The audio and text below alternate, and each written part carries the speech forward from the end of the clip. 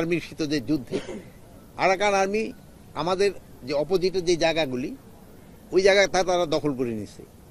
এখন আমাদের একটু হচ্ছে সমস্যা যে আমাদের জনের সাথে কিন্তু যোগাযোগ রাখতে হচ্ছে, আরাকান আর্মির সাথে যোগাযোগ রাখতে হচ্ছে এবং মিয়ানমারের সরকারের সাথেও কিন্তু আমাদের যোগাযোগ রাখতে হচ্ছে। এখন যেমন ধরনের একটা পতাকা বৈঠক যদি এখন করতে হয়, মিয়ানমার সরকারের সাথে আমাদের কিন্তু পতাকা বৈঠক করার মতো কোনো জায়গা নাই, যেহেতু তারা এই পারে আসতে পারে না।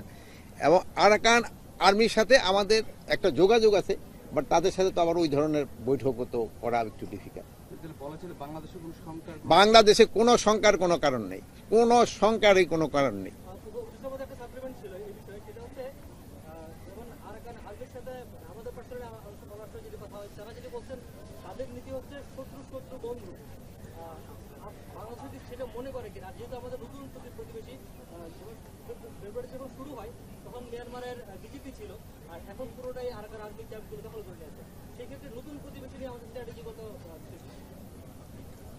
এটা কিন্তু আপনারা জানেন, এক সময় বন্ধু শত্রু হয়ে যায়, শত্রু বন্ধু হয়ে যায়, এই স্ট্র্যাটেজি কিন্তু চলে।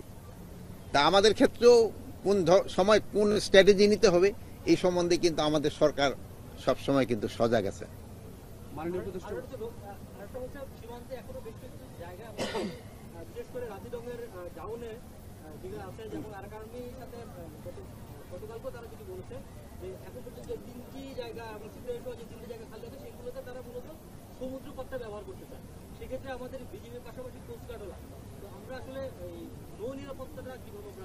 এখন আপনারা সবাই জানেন যে আমাদের সেন্ট মার্টিন যেতে হলে ওদের একটা মানে জায়গা আমাদের নাফ নদীতে আমাদের দরকার পড়ে। এখন যেহেতু ওরা আমাদের বিজিবি বা কোস্টগার্ড, তাদের কিন্তু যেতে ওরা বাধা দেয় না, কিন্তু অনেক সময় বড় বড় আমাদের যে জাহাজগুলি আছে যারা দিয়ে যেতে চায়, এই সময় অনেক সময় ওরা একটু বাধা দেয়। তো ওর সাথে আমাদের নেগোসিয়েশন চলছে এবং হয়তো অচিরে এই সমস্যাটা সমাধান হয়ে যাবে। মাননীয় উপদেষ্টা, গতকাল আমরা খবর পেয়েছি যে 3 জন বনরক্ষী সহ 19 জন শ্রমিক অপহৃত হয়েছে। তাদের উদ্ধারের বিষয়ে বা তাদের সর্বশেষ কি অবস্থা আপনি কি কোনো জানতে পেরেছেন? তাদের উদ্ধারের চেষ্টা চালানো হচ্ছে, অচিরেই তারা হয়তো আল্লাহ দিলে উদ্ধার হয়ে যাবে। কারা অপহরণ করেছে জানতে পেরেছেন? মানে অপহরণ দুষ্কৃতিকারীরাই অপহরণ করেছে। মাননীয় উপদেষ্টা, আমাদের পার্শ্ববর্তী দেশ ভারত, আমরা দেখছি সীমান্তে প্রতিনিয়ত আমাদের কয়েকদিন পর পরে দেখছি যে সীমান্ত হত্যা হচ্ছে, পতাকা বৈঠক হচ্ছে, সীমান্ত হত্যা বন্ধ হচ্ছে না, মাদক চোরাচালান সবকিছু বন্ধ হচ্ছে না, তারা আবার উল্টো বাংলাদেশকে হুঙ্কার দিচ্ছে। এই বিষয়ে আপনাদের পলিসিগত বিষয়টাকে যদি একটু বলতেন। আমাদের পলিসিগত বিষয় আপনারা আজকে দেখছেন, আমি অ্যাড্রেসের সময় একটা লাইন কিন্তু আমি পরপর 2 বার পড়েছি, আমার উত্তর হলো ওইটাই। হ্যাঁ, আমার উত্তরটা ওইটাই যে বিজিবিকে অর্ডার করা হয়েছে তারা যেন কোনো সময় কোনো অবস্থায় পিঠ না দেখায়, বুকটা পিছনে দেখায়। কি হুঙ্কার দিচ্ছে এবং কি হুঙ্কার, তারাও কিন্তু কোনো যারা যে ধরনের হুঙ্কার দিচ্ছে আমরাও কিন্তু এর চেয়ে বেশি প্রতি উত্তর দিচ্ছি। তা আমি সাংবাদিক ভাই আপনাদের কাছে আমি একটা অনুরোধ করব, ওরা মিডিয়া কিন্তু প্রচুর মিথ্যা কথা, আমি ম্যাক্সিমাম এটা কিন্তু প্রতি উত্তর আপনারা দিতে পারেন, আপনারা দিচ্ছেন, আপনারা সত্যি ঘটনা প্রকাশ করে আপনারা দিচ্ছেন। এই ক্ষেত্রে আপনাদের আরো সোচ্চার হইতে হবে, আপনারা দিয়ে যাচ্ছেন, আপনারা সত্যি ঘটনা প্রকাশ করে যাচ্ছেন, এই জন্য আপনাদের অনেক অনেক ধন্যবাদ। আপনারা যদি আরো বেশি প্রচার করেন, এটা কিন্তু আমাদের জন্য, দেশের জন্য, জাতির জন্য, জনগণের জন্য, সবার জন্য ভালো।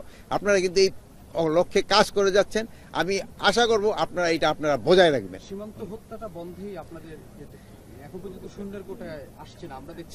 সত্যি কথা যে সীমান্ত হত্যা কিন্তু শূন্যের কোঠা আসছে না। এই পরপর যে 2টা হয়েছে, এটা খাসিয়াদের সমস্যা, এটা কিন্তু খাসিয়া পল্লী তো ওখানে একটু সমস্যা রয়ে গেছে, এই পারও খাসিয়া আছে, ওই পারও খাসিয়া আছে, এবং এই খাসিয়ার অনেক সময় এই পার থেকে ও পারে ক্রস করে যায়, এবং নিজেদের ভিতরে একটা শত্রুতা আছে, ওইটা অনেক সময় তারা উদ্ধার করে। ফেলানি হত্যা থেকে শুরু করে আমরা দেখেছি অনেক হত্যা হচ্ছে বাংলাদেশি নাগরিকদের, কিন্তু সেই বিষয়ে আমরা তারা যতটা বাংলাদেশের নাগরিকদের হত্যা করছে, আমরা শুধু পতাকা বৈঠক দেখছি, আমরা কিন্তু আসলে অন্য বিষয়গুলো আমরা দেখছি না। তো আপনারা কি চাচ্ছেন? আমরা চাই যে তারা সীমান্ত হত্যাটা বন্ধ হয়ে আসে, তারা সীমান্ত হত্যা যেন বন্ধ করে আসে, বন্ধ করে এই জন্য কিন্তু আমরা সর্বাত্মক চেষ্টা চালিয়ে যাচ্ছি। সর্বাত্মক এখানে যে লাস্ট যে 2টা হত্যা হয়েছে, এই 2টা কিন্তু বিএসএফ এর মাধ্যমে না, এটা হয়েছে লোকালদের মাধ্যমে। মানে নিজেদের ভিতরে দুই গ্রুপের অন্তকন্দ এই দুইটা ছিল। তা আপনারা ভালো থাকেন। হ্যাঁ, সর্বশেষ আরেকটি প্রশ্ন, সেটি হলো যে বিজিবির জনবলের অনেক সংকট রয়েছে। আমাদের সীমান্ত এলাকায় বিজিবির ডিউটি অনেক কষ্ট করে তারা ডিউটি করে। তারা 8 ঘন্টার জায়গায় 10 ঘন্টা 12 ঘন্টা, এবং পাহাড়ি এলাকায় বিজিবির সদস্যরা যেভাবে ডিউটি করে, এটি যদি আপনি একবার সরেজমিন যেতেন তাদের কষ্টের বিষয়টা উঠে আসতো। বিজিবির এই জনবলের বিষয়টা বাড়ানোর বিষয়টা আপনি কিভাবে দেখবেন? আপনি হয়তো জানেন আমি কিন্তু এর আগে বিজিবিতে 2বার চাকরি করে গেছি।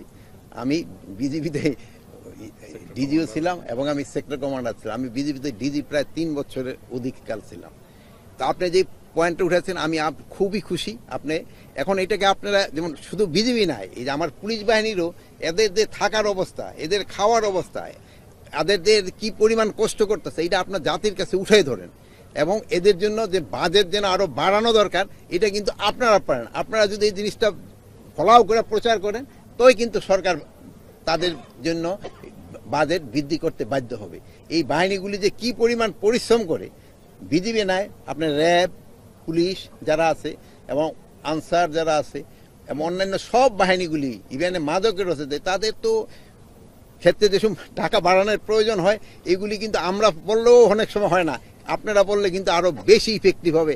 আপনারা যদি এটা প্রচার করতে থাকেন যে এদের জন্য জনবল বাড়ানো দরকার, এদের হাতিয়ার বাড়ানো দরকার, এদের খাবার উন্নতি করা দরকার, এদের থাকার ব্যবস্থা উন্নতি করা দরকার, এটা যদি আপনারা প্রকাশ করেন, আপনারা যদি মিডিয়া এটা প্রকাশ করে যান, তো আমাদের জন্য এবং এই বাহিনীগুলির জন্য কিন্তু অনেক উপকার হবে। আপনারা সবাই ভালো থাকেন। আপনাদের অনেক অনেক ধন্যবাদ।